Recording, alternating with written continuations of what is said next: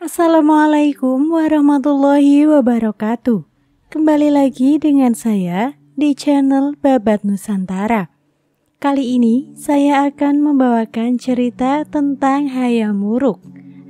Hayam Wuruk atau Rajasa Negara 1350 hingga 1389.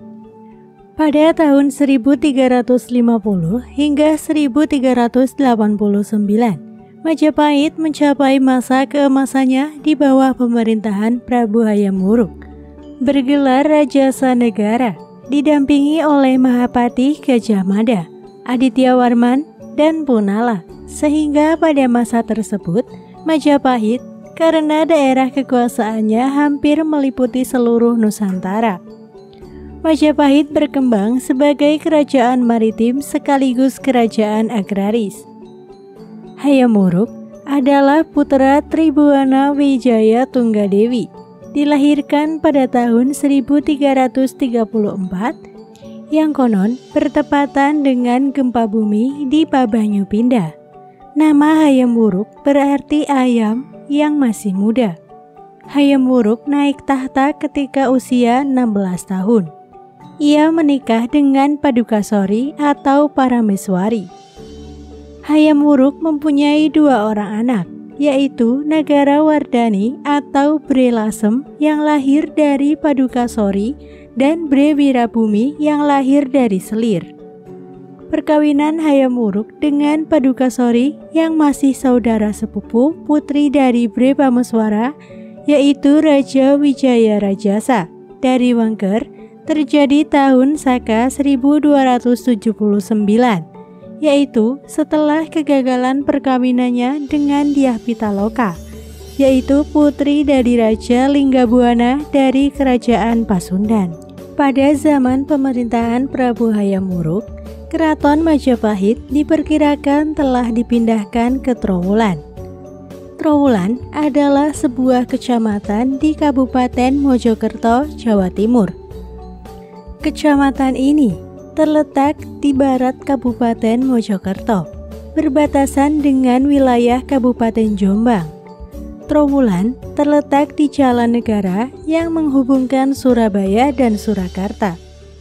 Di kecamatan ini terdapat puluhan situs bangunan, arca, gerabah, dan pemakaman peninggalan Kerajaan Majapahit. Diduga kuat, pusat kerajaan berada di wilayah ini, yang ditulis oleh Mpu Prapanca dalam kitab Kakawin Negara Kertagama dan dalam sebuah sumber Tionghoa dari abad ke-15. Masa pemerintahan Hayam Wuruk. Tahun 1360, Gayatri wafat. Maka Tribhuwana Tunggadewi pun turun tahta dan menyerahkan kepada anaknya, yaitu Hayam Wuruk, yang dilahirkan di tahun 1334 atas perkawinannya dengan Kertawardhana.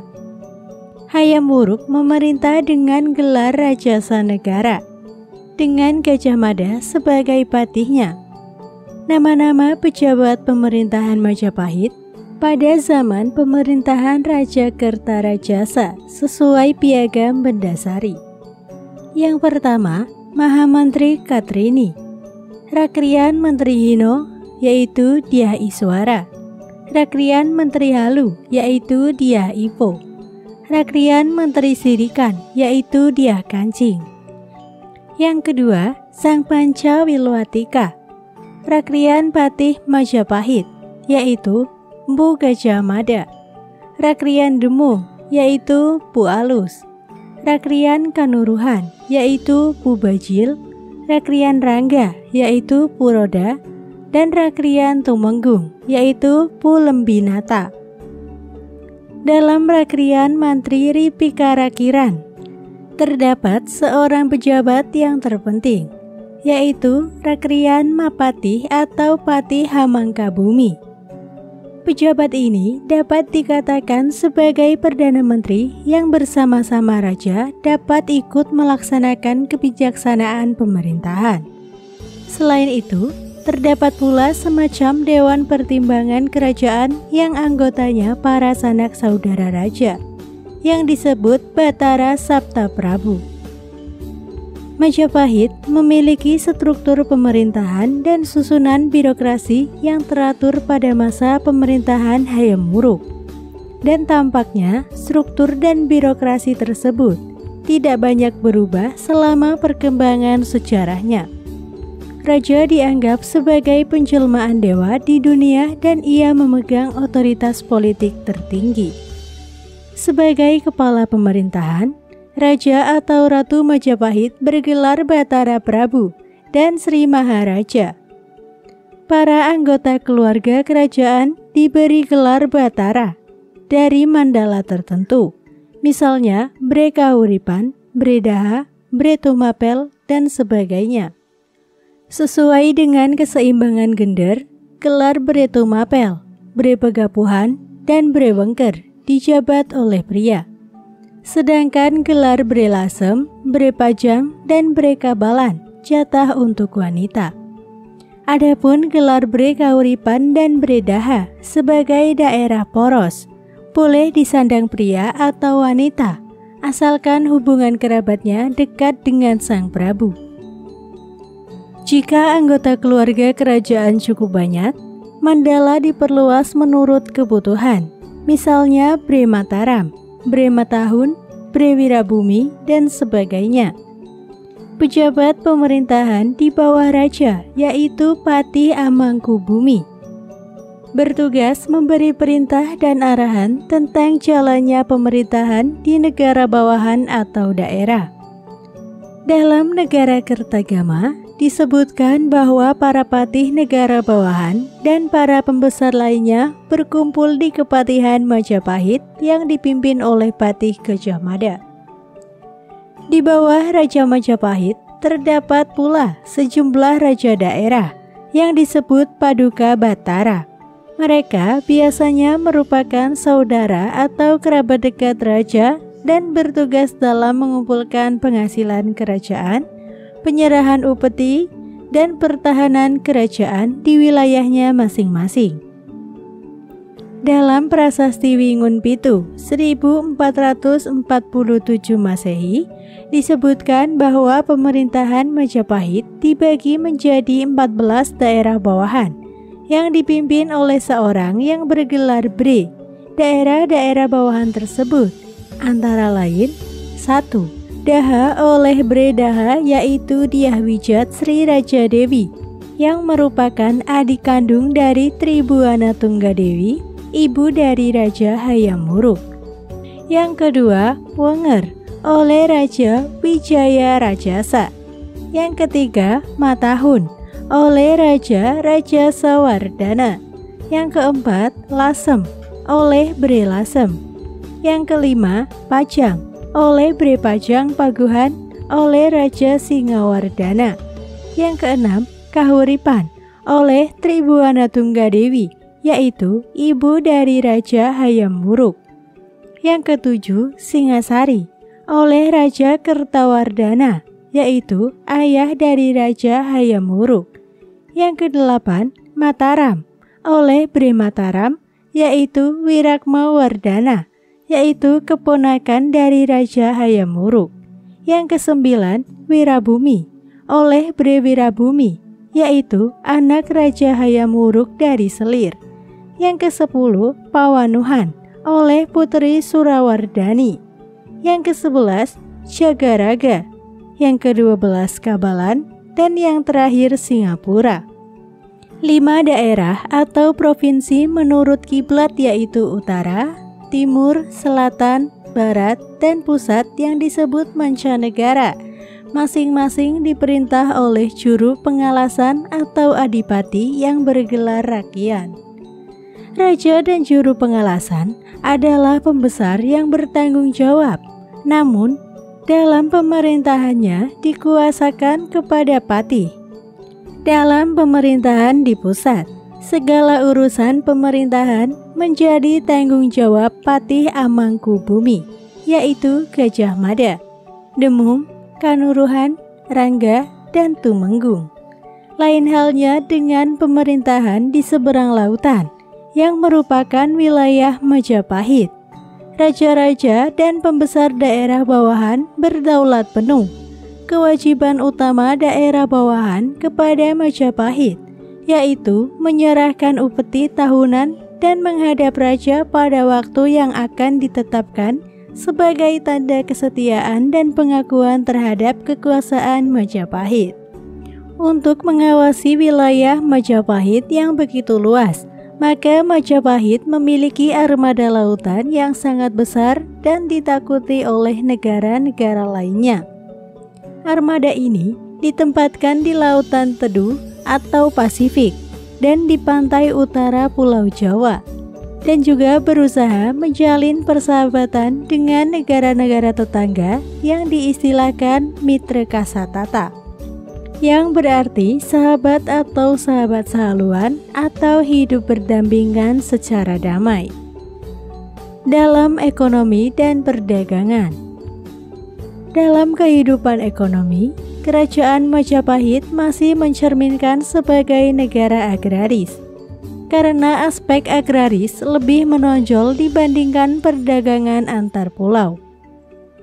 Pemerintahan Majapahit selalu berusaha meningkatkan pertaniannya dengan memperbaiki atau memelihara tanggul sepanjang sungai untuk mencegah banjir, dan di samping itu juga memperbaiki jalan-jalan, jembatan untuk memperlancar lalu lintas perdagangan. Komoditi perdagangan Majapahit adalah beras dan rempah-rempah. Daerah-daerah pelabuhan seperti Canggu, Surabaya, Gresik, Sedayu, dan Tuban menjadi pusat perdagangan karena menumpang barang dagangan berupa hasil bumi dari daerah pedalaman. Menurut catatan Wang Taiyuan, pedagang Tiongkok, komoditas ekspor Jawa pada saat itu ialah lada, garam, kain, dan burung kakak tua. Sedangkan komoditas impornya adalah mutiara, emas, perak, sutra, barang keramik, dan barang dari besi. Mata uangnya dibuat dari campuran perak, timah putih, timah hitam, dan tembaga. Menurut berita dari Cina, Majapahit telah memperdagangkan garam, beras, lada, intan, cengkeh, pala, kayu cendana, dan gading. Banyak pedagang Cina yang membeli barang-barang tersebut dari pedagang Majapahit. Majapahit selalu menjalankan politik bertetangga yang baik dengan kerajaan asing, seperti kerajaan Cina, Ayodhya, Champa, dan Kamboja. Hal itu terbukti sekitar tahun 1370 hingga 1381. Majapahit telah beberapa kali mengirim utusan persahabatan ke Cina. Hal itu diketahui dari berita kronik Cina dari dinasti Ming. Hubungan persahabatan yang dijalin dengan negara tetangga itu sangat penting, artinya bagi kerajaan Majapahit, khususnya dalam bidang perekonomian, pelayaran, dan perdagangan. Karena wilayah kekuasaan kerajaan Majapahit terdiri atas pulau dan daerah kepulauan, serta sebagai sumber barang dagangan yang sangat laku di pasaran pada saat itu. Barang dagangan yang dipasarkan antara lain beras, lada, gading, timah, besi, intan, ikan, cengkeh, pala, kapas, dan kayu cendana.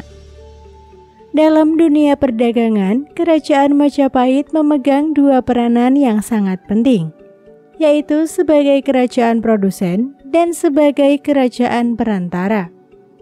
Dalam bidang keagamaan, sebagai kerajaan Hindu terbesar di Nusantara, keamanan rakyat terjamin, di mana hukum serta keadilan ditegakkan dengan tidak pandang bulu. Dalam kehidupan beragama, Raja membentuk dewan khusus, yaitu Dharma Diaksa Kasayuan, yang mengurus agama Siwa Buddha, dan Dharma Yaksa Kasogatan, yang mengurus agama Buddha. Keduanya dibantu oleh pejabat keagamaan yang disebut Dharma Upapati, yang jumlahnya disesuaikan dengan kebutuhan. Banyaknya pejabat tersebut menunjukkan kompleksnya permasalahan agama yang harus diatur. Dengan adanya pejabat keagamaan tersebut, kehidupan keagamaan Majapahit berjalan dengan baik, bahkan tercipta toleransi. Hal ini seperti apa yang diceritakan oleh Mahuan tahun 1413, bahwa masyarakat Majapahit di samping beragama Hindu, Buddha, juga ada yang beragama Islam. Semuanya hidup dengan rukun. Dari berita Mahuan tersebut dapat diketahui bahwa pengaruh Islam sudah ada di kerajaan Majapahit. Kehidupan sosial yang penuh dengan toleransi juga dibuktikan melalui kitab Sutasoma yang ditulis oleh Mpu Tantular, yang di dalamnya ditemukan kalimat Bhinneka Tunggal Ika, Tanhana Dharma Mangrua. Dalam Negara Kertagama, Pupu 85 diuraikan bahwa tiap bulan Chaitra, yaitu Maret sampai April, atau bulan pertama setiap tahun, Raja Hayam Wuruk mengadakan pertemuan dengan para menteri, perwira, pembantu baginda, kepala daerah, kepala desa dari luar kota untuk membahas tanggung jawab pemerintahan di daerahnya masing-masing. Beberapa hasil karya semasa Hayam Wuruk lainnya antara lain pemeliharaan tempat-tempat penyeberangan melintasi sungai-sungai Solo dan Brantas, perbaikan bendungan Kali Konto sebelah timur Kadiri, memperindah candi untuk Tribuana Tunggadewi di Panggi, perbaikan dan perluasan tempat suci Palah atau penataran, penyempurnaan Candi Jebung dekat Keraksaan 1354, membuat Candi Surawana dan Candi Tigawangi di dekat Kediri, membuat Candi Pari dekat Porong, bercorak dari Campa di tahun 1371. Wilayah kekuasaan Majapahit zaman pemerintahan Hayam Wuruk.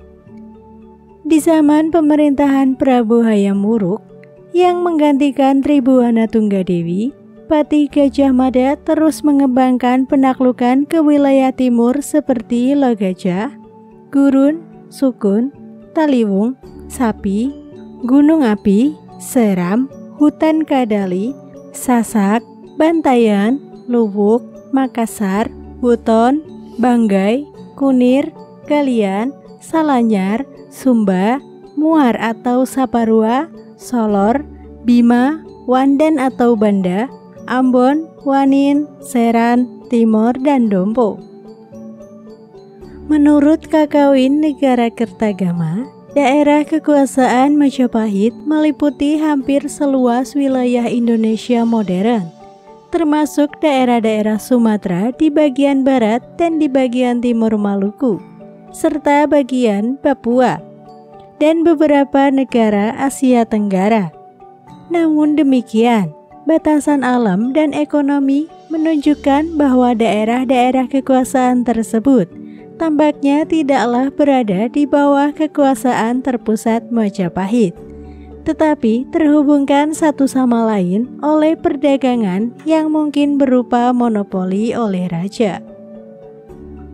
Majapahit juga memiliki hubungan dengan Campa, Kamboja, Siam, Burma, dan Vietnam, dan bahkan mengirim duta-dutanya ke Cina. Daerah-daerah di luar Jawa yang dikuasai Majapahit pada zaman pemerintahan Raja Hayam Wuruk seperti diuraikan dalam Negara Kertagama Pupuh 13 dan 14 antara lain di Sumatera, di Kalimantan, dan di Semenanjung Tanah Melayu. Setelah menyimak data tersebut, Gajah Mada berhasil mewujudkan sumpahnya. Wilayah kekuasaan Majapahit hampir meliputi seluruh wilayah Nusantara. Bahkan Semenanjung Malaya juga berhasil dikuasai Majapahit, kecuali Kerajaan Pajajaran yang belum dikuasainya. Gajah Mada seorang patih dan bupati Majapahit dari 1331 ke 1364 memperluas kekuasaan kekaisaran ke pulau sekitarnya pada tahun 1377, yaitu beberapa tahun sesudah kematian Gajah Mada. Angkatan Laut Majapahit menduduki Palembang, menaklukkan daerah terakhir Kerajaan Sriwijaya. Beberapa peristiwa penting dalam masa pemerintahan Hayam Wuruk. Perang Bubat. Sumber yang bisa dijadikan rujukan mengenai adanya perang tersebut justru terdapat dalam Kidung Sunda dan Kidung Sundayana yang berasal dari Bali. Dalam kitab Pararaton dikisahkan peristiwa Bubat terjadi pada tahun Saka 1257 atau 1357 tahun Masehi di masa pemerintahan Hayam Wuruk. Ambisi Gajah Mada untuk menundukkan Nusantara mencapai hasilnya di masa ini. Dari mulai Tumasek, Tunjung Pura, Bali, Dompo, hingga Seram, seluruh penguasanya menyatakan tunduk di bawah kekuasaan Majapahit. Tetapi, dikala semua kerajaan yang letaknya relatif jauh sudah dinyatakan tunduk, ada dua kerajaan yang sangat dekat, bahkan seperti di halaman rumah sendiri, belum menyatakan tunduk. Dua kerajaan tersebut adalah Sunda Galuh yang berpusat di Galuh dan Sunda Pakuan yang terletak lebih ke arah barat. Kerajaan Sunda Galuh saat itu dipimpin oleh seorang raja yang bernama Prabu Linggabuana. Di sebelah timur, wilayah Sunda Galuh berbatasan langsung dengan wilayah Majapahit di sepanjang Sungai Pamali. Sedangkan di sebelah barat, wilayah Sunda Galuh berbatasan langsung dengan wilayah Sunda Pakuan di sepanjang Sungai Citarum. Pandangan Gajah Mada untuk sesegera mungkin menyatukan kedua kerajaan Sunda tersebut ke dalam wilayah kekuasaan Majapahit bertentangan dengan pandangan kalangan istana, baik Ibu Suri Tribuana Tunggadewi maupun Dyah Wijat berpendapat bahwa kerajaan Sunda adalah kerabat sendiri. Karena apabila dilihat dari silsilah keluarganya, salah satu leluhurnya berasal dari bangsawan Sunda. Sementara sikap Prabu Hayam Wuruk sendiri terlihat lebih mendukung kedua ibu suri tersebut daripada Gajah Mada. Pada suatu waktu, tibalah saatnya bagi Prabu Hayam Wuruk untuk mencari seorang permaisuri yang akan mendampingi dirinya. Maka dikirimlah beberapa juru gambar untuk melukis putri-putri yang cantik dari kalangan kerajaan bawahan maupun kerajaan tetangga untuk kemudian diperlihatkan kepada Sang Prabu, dengan harapan apabila ada salah satu gambar yang berkenan di hati Sang Prabu, maka tibalah saatnya bagi Sang Prabu untuk menjatuhkan pilihannya kepada putri yang beruntung tersebut. Sudah sekian banyak juru gambar yang kembali membawa lukisannya, namun Sang Prabu Hayam Wuruk masih belum berkenan menjatuhkan pilihannya. Sampai tibalah saatnya dikirim juru gambar ke kerajaan Sunda Galuh untuk menggambarkan putri Dyah Pitaloka Citra Resmi yang kabar kecantikannya sudah terkenal kemana-mana.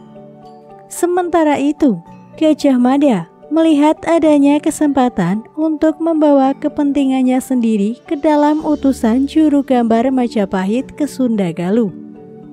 Kemudian, Gajah Mada menyusupkan beberapa orang bawahannya, yaitu Gajah Enggon, Mapanji Elam, Pukapasa, Pumenur, dan Pukapat, untuk pergi bersama-sama ke kerajaan Sunda Galuh menyampaikan maksud Gajah Mada agar kerajaan Sunda Galuh segera menyatakan tunduk di bawah kekuasaan Majapahit. Sekembalinya utusan tersebut, Raja Hayam Wuruk ternyata berkenan dengan kecantikan putri Dyah Pitaloka Citra Resmi dan berniat menjadikannya sebagai permaisuri.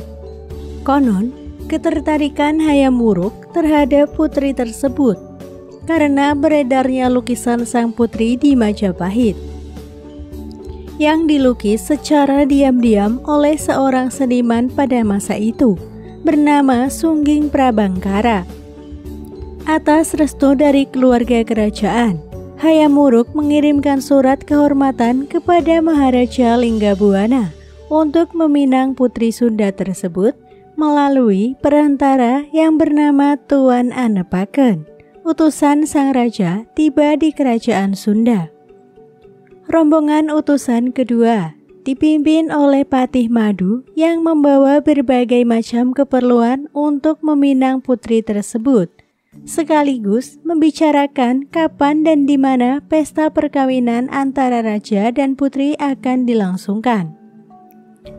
Setelah pinangan dari Prabu Hayam Wuruk diterima, akhirnya disepakati bersama bahwa Raja Linggabuana, permaisuri, dan beberapa bangsawan istana akan berangkat ke Majapahit untuk mengantarkan putri Dyah Pitaloka, sekaligus melangsungkan acara pesta perkawinan di ibu kota Majapahit.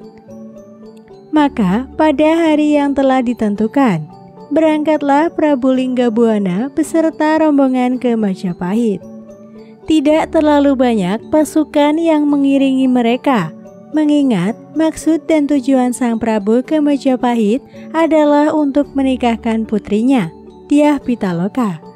Perjalanan jauh mereka tempuh dari Galuh menuju ke ibu kota Majapahit. Ratusan rakyat mengantar sang putri beserta raja dan punggawa menuju pantai. Tapi tiba-tiba dilihatnya laut berwarna merah bagaikan darah. Ini diartikan tanda-tanda buruk bahwa diperkirakan putri raja ini tidak akan kembali lagi ke tanah airnya. Tanda ini tidak dihiraukan dengan tetap berprasangka baik kepada raja tanah Jawa yang akan menjadi menantunya. Catatan sejarah Pajajaran yang ditulis oleh Saleh dan Nanasmita, dan naskah Perang Bubat yang ditulis Yosef Iskandar menyebutkan bahwa niat pernikahan itu adalah untuk mempererat tali persaudaraan yang telah lama putus antara Majapahit dan Sunda. Raden Wijaya yang menjadi pendiri kerajaan Majapahit dianggap keturunan Sunda dari Dyah Lembutal dan suaminya, yaitu Rakean Jayadharma, Raja Kerajaan Sunda. Dalam Babatana Jawi, Raden Wijaya disebut pula dengan nama Jaka Susuruh dari Pajajaran. Upacara pernikahan akan dilangsungkan di Majapahit. Pihak Dewan Kerajaan Negeri Sunda sendiri sebenarnya keberatan, terutama Mangkubuminya, yaitu Hyang Bunisora Suradipati. Ini karena menurut adat yang berlaku di Nusantara pada saat itu, tidak lazim pihak pengantin perempuan datang kepada pengantin laki-laki. Setelah itu, ada dugaan bahwa hal tersebut adalah jebakan diplomatik Majapahit yang saat itu sedang melebarkan kekuasaannya, di antaranya dengan cara menguasai kerajaan Dompu di Nusa Tenggara. Prabu Linggabuana memutuskan untuk tetap berangkat ke Majapahit karena rasa persaudaraan yang sudah ada dari garis leluhur dua negara tersebut. Berangkatlah Prabu Linggabuana bersama rombongan Sunda ke Majapahit. 10 hari telah berlalu. Akhirnya sampailah rombongan di Majapahit dan diterima oleh pembesar Majapahit serta ditempatkan di Pesanggerahan Bubat. Kesalahpahaman. Setelah rombongan sampai di Pesanggerahan Bubat, datanglah utusan Gajah Mada yang menyampaikan maksud Gajah Mada agar putri Dyah Pitaloka diserahkan ke kerajaan Majapahit sebagai persembahan. tanda bahwa Sunda Galuh tunduk di bawah kekuasaan Majapahit. Prabu Linggabuana merasa harga dirinya terinjak-injak dengan perlakuan Gajah Mada tersebut. Namun sebagai seorang pemimpin yang arif, Sang Prabu tidak bertindak gegabah untuk dengan serta-merta mengadakan perlawanan di tempat. Namun kearifan hati Sang Prabu tidak diikuti oleh segenap anak buahnya. Dalam situasi demikian, setiap orang yang berada dalam rombongan tersebut merasa marah dan dilecehkan. Ia mendesak Hayam Wuruk untuk menerima Dyah Pitaloka bukan sebagai pengantin, tetapi sebagai tanda takluk negeri Sunda yang mengakui superioritas Majapahit atas Sunda di Nusantara. Hayam Wuruk sendiri menurut Kidung Sundayana disebutkan bimbang atas permasalahan tersebut karena Gajah Mada adalah Mahapati yang diandalkan Majapahit pada saat itu. Gugurnya rombongan Sunda. Kemudian terjadi insiden perselisihan antara utusan Linggabuana dengan Gajah Mada. Perselisihan ini diakhiri dengan dimaki-makinya Gajah Mada oleh utusan negeri Sunda yang terkejut bahwa kedatangan mereka hanya untuk memberikan tanda takluk dan mengakui superioritas Majapahit, bukan karena undangan sebelumnya. Namun, Gajah Mada tetap dalam posisi semula. Para pemimpin Sunda naik darah ketika mengetahui niat Gajah Mada tersebut.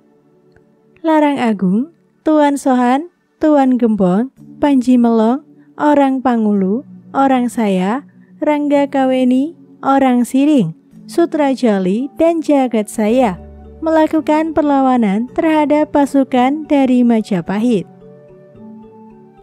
Belum lagi Hayam Wuruk memberikan putusannya, Gajah Mada sudah mengerahkan pasukannya ke Pesanggerahan Bubat dan mengancam Linggabuana untuk mengakui superioritas Majapahit. Demi mempertahankan kehormatan sebagai kesatria Sunda, Linggabuana menolak tekanan itu.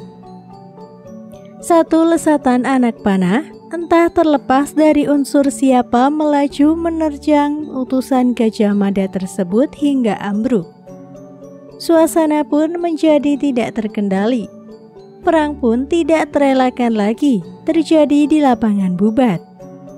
Rombongan pasukan Sunda Galuh yang tidak siap berperang terpaksa harus menghunus pedang dan merentangkan gendewa menghadapi pasukan Majapahit, yang juga sebenarnya tidak siap untuk berperang. Terjadilah peperangan yang tidak seimbang antara Gajah Mada dengan pasukannya yang berjumlah besar di sebuah lapangan di ibu kota kerajaan, yang menjadi lokasi perkemahan rombongan kerajaan tersebut melawan Linggabuana dengan pasukan pengawal kerajaan yang berjumlah kecil, serta para pejabat dan menteri kerajaan yang ikut dalam kunjungan itu. Dalam pertempuran tersebut, Maharaja Linggabuana dan Tuan Usus gugur terlebih dahulu. Pasukan Sunda kemudian menyerang ke arah selatan. Pasukan Majapahit dibuat kocar-kacir oleh serangan tersebut. Serangan pasukan Sunda kemudian dapat dipatahkan oleh pasukan Majapahit di bawah pimpinan Arya Sentong, Patih Gowi, Patih Margalewis, Patih Tetek, dan Jaran Baya. Para menteri Araman dan pasukan berkuda ganti menyerang tentara Pasundan. Serangan tersebut berhasil meluluh lantakan pertahanan, sehingga pasukan Pasundan menyingkir ke arah barat daya. Pasukan Pasundan akhirnya terkepung, sehingga langsung berhadapan dengan pasukan pimpinan Gajah Mada. Setiap pasukan Pasundan yang menghadang kereta Gajah Mada berhasil disingkirkan satu persatu, sehingga peristiwa itu berakhir dengan gugurnya Prabu Linggabuana, para menteri, dan pejabat kerajaan Sunda. Dyah Pitaloka bunuh diri setelah ayahanda dan seluruh rombongannya gugur dalam pertempuran. Hayam Wuruk menyesalkan tindakan ini dan mengirimkan utusan dari Bali yang saat itu berada di Majapahit untuk menyaksikan pernikahan antara Hayam Wuruk dan Dyah Pitaloka untuk menyampaikan permohonan maaf kepada Mangkubumi yang Bunisora Suradipati yang menjadi pejabat sementara Raja Negeri Sunda, serta menyampaikan bahwa semua peristiwa ini akan dimuat dalam Kidung Sunda atau Kidung Sundayana.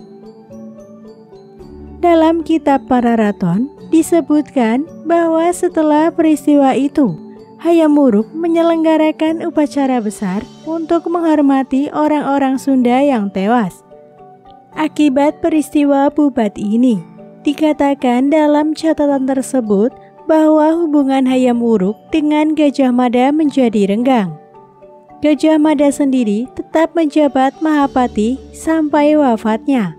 Akibat peristiwa ini pula, di kalangan kerabat negeri Sunda diberlakukan peraturan esti larangan di Kaluaran, yang isinya diantaranya tidak boleh menikah dari luar lingkungan kerabat Sunda, atau sebagian lagi mengatakan tidak boleh menikah dengan pihak timur negeri Sunda. Perlu dicatat bahwa pada waktu yang bersamaan, sebenarnya Kerajaan Majapahit juga tengah melakukan ekspedisi ke Dompo, dipimpin oleh seorang petinggi bernama Nala. Dalam peristiwa menyedihkan ini, seluruh rombongan Pajajaran tewas. Dan dalam beberapa tahun, Pajajaran menjadi wilayah Majapahit.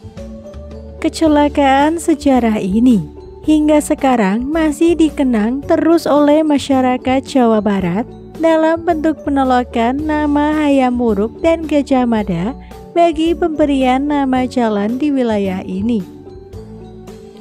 Peristiwa Bubat dalam Kidung Sunda. Kidung Sunda adalah sebuah karya sastra dalam bahasa Jawa Pertengahan berbentuk tembang dan kemungkinan besar berasal dari Bali. Dalam kidung ini dikisahkan Prabu Hayam Wuruk dari Majapahit yang ingin mencari seorang permaisuri. Kemudian beliau menginginkan putri Sunda. Dalam cerita ini tak memiliki nama. Analisis Kidung Sunda. Kidung Sunda harus dianggap sebagai karya sastra dan bukan sebuah kronik sejarah yang akurat. Meski kemungkinan besar tentunya bisa berdasarkan kejadian faktual.